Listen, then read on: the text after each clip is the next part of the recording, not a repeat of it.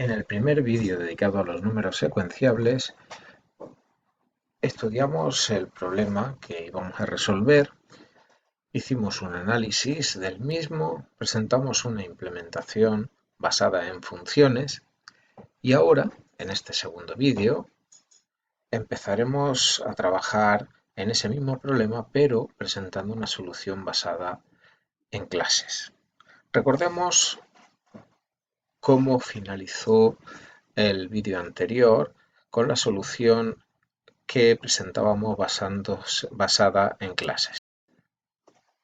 Evidentemente, además de la función main, en la cual pedíamos los dos valores enteros entre los cuales se iban a calcular números secuenciables, presentamos una función llamada isSecuenciable, cuya única tarea era devolver true, si el número secuenciable, si el número n, el parámetro formal n, corresponde a un número secuenciable. Por lo tanto, el valor que recibía en el parámetro formal n se analizaba y devolvía verdad o falso dependiendo de su secuenciabilidad o no. Recuerde que esta función se implementaba con un ciclo while, por lo menos la parte principal de la función era un ciclo while, ya que no tenía que examinar todas las posibles secuencias asociadas a n si n fuera secuenciable. La otra función que intervenía en la solución era la función numSecuencias, función que solamente tenía sentido ejecutar cuando el número era secuenciable, porque su objetivo era devolver un número entero que nos indicaba cuántas secuencias tenía asociadas el número n, o dicho de otra forma, cuántas sumas de valores consecutivos daban resultado como es de la suma el valor n.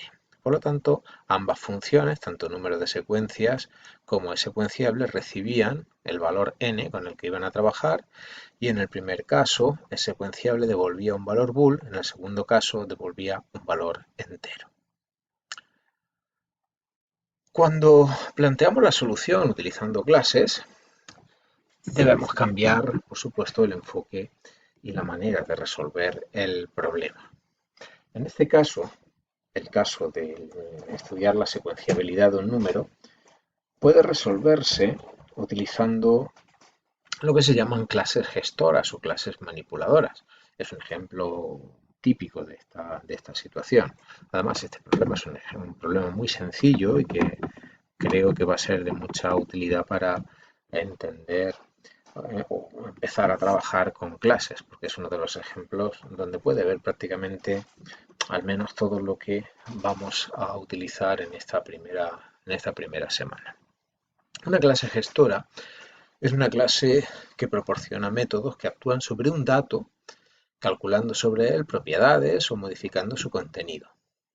En realidad es un instrumento que nos permite encapsular un conjunto de métodos instrumentales sobre ese dato. En este caso, el dato será un número entero y queremos estudiar la secuenciabilidad de ese dato, pero piense en otra clase que es un poco más compleja, que podría ser una clase manipuladora o gestora de cadenas.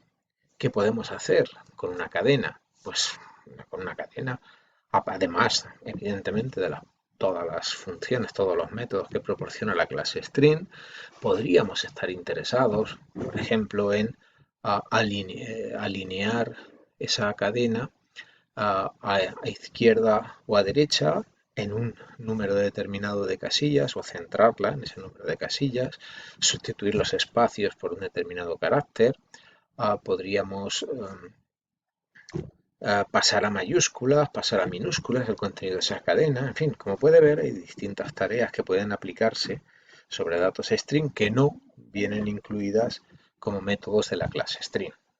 Una forma de solucionar este problema sería encapsular un objeto string en una clase manipuladora y darle un valor, el valor que queremos manipular, y una vez que hayamos aplicado sobre él el método que nos interesa, tendríamos el resultado de esa manipulación en el dato privado de la clase.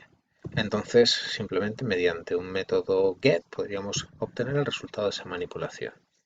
Este procedimiento es exactamente el mismo que vamos a ver aquí, así que vamos a aplicarlo con un poco más de detalle. Bueno, siguiendo con las clases gestoras, en cuanto a las propiedades fundamentales, suelen tener un reducido número de datos miembros, incluso solamente uno.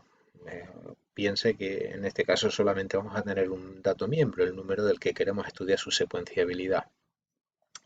En algunas clases podrían guardarse otros valores como datos miembro privados, que podrían ser los valores que se utilizan por defecto para la manipulación de ese dato. Piensen en el caso de la cadena de caracteres que hemos hablado anteriormente, que cuando quisiéramos colocar o centrar o formatear a la izquierda o a la derecha una cadena de caracteres, el tipo de alineamiento eh, tendríamos que proporcionarlo como un parámetro a la función que realiza esa tarea, o podría ser, ¿por qué no?, un valor que se guardara dentro del objeto y que si quisiéramos cambiar el tipo de alineación tendríamos que de forma explícita modificar ese valor. Este sería uno de los ejemplos de los que comento de los valores que se utilizan para dar formato. De esa manera evitamos tener que estar continuamente proporcionando ese valor. Piense, por ejemplo, que si estoy alineando una cadena y normalmente se va a alinear a la izquierda o los huecos se van a rellenar con espacios en blanco, si ese es el valor más frecuente, podría tomarse como el valor por defecto y no estar continuamente pasándolo a los métodos.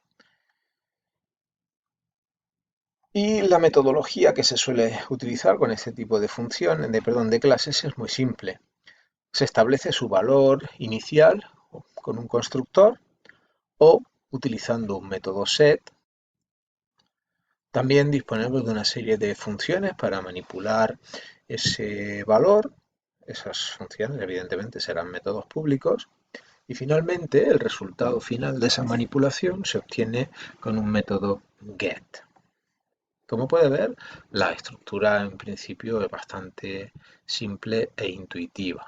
Verla con el ejemplo concreto de la clase que nos va a permitir gestionar números secuenciables. Bueno, este podría ser la definición de la clase. A la clase lo vamos a llamar gestor números secuenciables y como datos privados, por supuesto, solo va a contener uno al que le vamos a llamar valor. El contenido de este dato es el valor entero del cual queremos estudiar su secuenciabilidad. En este caso es un valor entero, como puede ver, y establecemos como precondición que valor tiene que ser siempre mayor o igual que 1. Eso significa que todos los métodos que trabajen sobre esta clase y accedan para manipular, modificar valor, deben asegurarse que siempre se va a cumplir esta precondición. En cuanto a los métodos, tenemos dos constructores, un constructor sin argumentos, aquí lo tiene. Es un constructor porque su nombre, el nombre del método es el mismo que el de la clase, es una función que no tiene tipo, igual que este de aquí. Así que como puede ver tengo dos constructores, el primero sin argumentos, entre paréntesis aparece la palabra void, también podría aparecer los paréntesis sin nada dentro, y el segundo constructor recibe un número entero. Entendemos que el objetivo de este segundo constructor es fijar en el campo valor el valor recibido.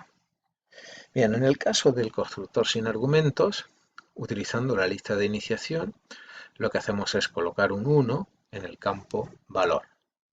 Mientras que en el constructor con argumentos, utilizando también la lista de iniciación, recuerde que esta es propia de los constructores, asignamos el valor de n, o sea, el valor del parámetro formal, que a su vez es el valor que recibe en la llamada cuando se crea el objeto, al campo valor.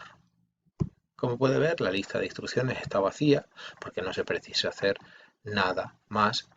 El constructor, en este caso, el único objetivo que tiene es asignar un valor a el campo privado, campo que contiene el valor entero del cual se quiere estudiar su secuenciabilidad.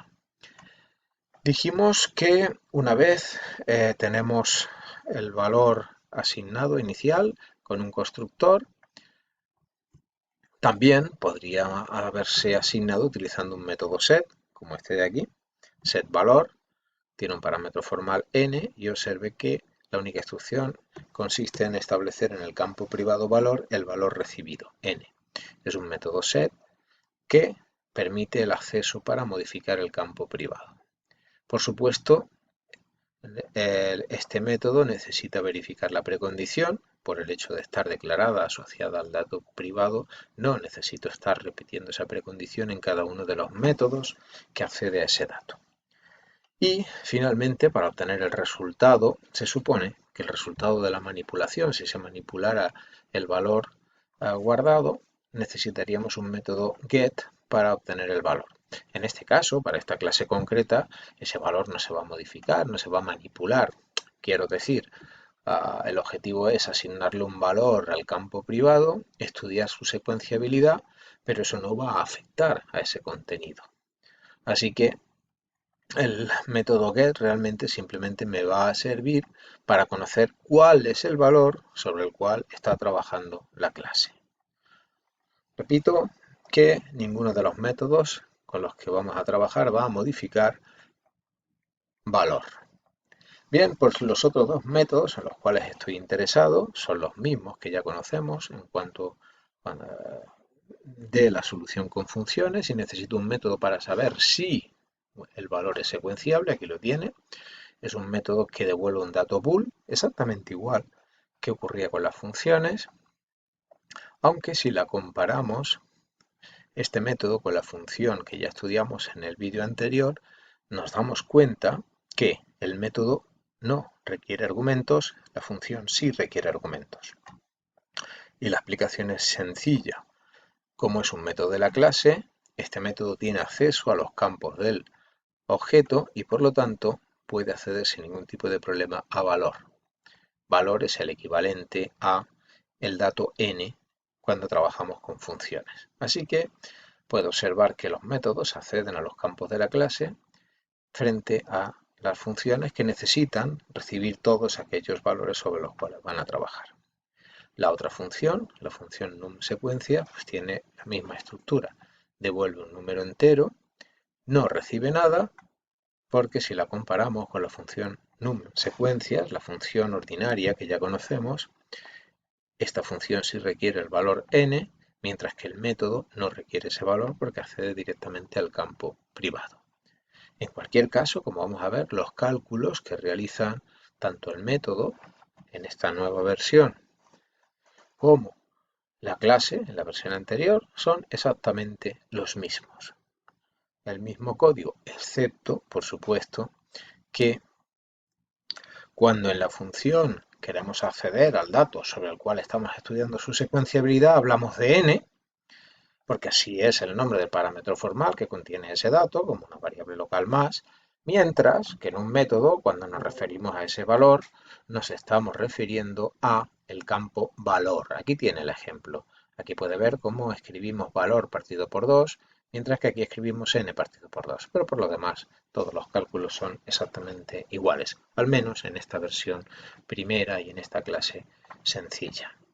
Bien, en el próximo vídeo entraremos con más profundidad a la implementación y a estudiar cuál es el papel de un objeto en la función main y cómo desde los métodos de la clase podemos acceder y cómo se accede a ese objeto.